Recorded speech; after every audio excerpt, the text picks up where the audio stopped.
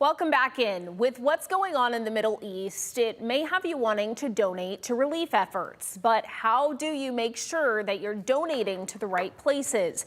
This afternoon, we have Lane Montz from the Better Business Bureau to join us to make sure our money goes where we want it to go. So Lane, thanks so much for joining us today. Thanks, Kaylee. Thank you. Usually you're here talking about holiday scams, but we've brought you in early to talk about this and the importance of knowing that you're putting your money where it needs to go. Right. Usually I'd be on in mid-November to talk about, holiday giving and just what you said, be careful what you're doing and make sure you're vetting who you're sending your money to.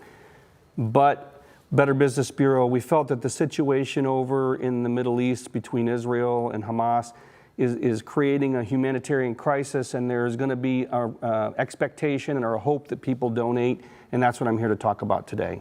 So what are some of the things that we need to look for if we're in the spirit of wanting to help them out over there and making sure that our money goes in the right place and we don't get scammed by, some organization? Yeah, so first, the Better Business Bureau has had a sister organization for decades called the Wise Giving Alliance, wisegiving.alliance, WGA.org. And the Wise Giving Alliance is our charity review arm of the Better Business Bureau. So when we look at and accredit businesses for their trustworthiness, the Wise Giving Alliance does the same for charities. And the Wise Giving Alliance felt this was important enough of a situation. They put out a little bulletin to us on Friday. And they did list 11 what they would consider highly trustworthy organizations, and I'm happy to let the public know about some of those as we're talking. Yeah, so, with all of this, you're kind of saying not so fast. Let's check and make sure that some of these are the correct ones. So yeah, tell us a couple of these organizations that are reputable. Certainly, and I won't read them all, but I also will let you know that the Wise Giving Alliance intends to update this list. So the American Jewish Joint Distribution Committee, Helping Hand for Relief and Development, Islamic Relief USA, Jewish National Fund, Save the Children, Project Hope, and there are more. And so if you were to go to those are large, well-established types of organizations that already have boots on the ground and a network that can be impactful. So that you start with those. Yeah. And so when these things happen, we also see the scams pop up. How many of them will we find on social media? That's a good question, and no one knows the answer to that. Certainly, the vast majority of charities have good intentions and are legitimate.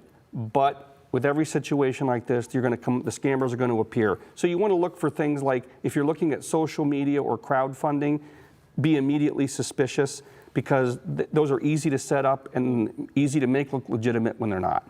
Okay. And secondly, consider whether the organization has already been in the Middle East for other reasons. Because if they're just trying to put boots on the ground now for this, that's a noble attempt, but you question whether that can be impactful.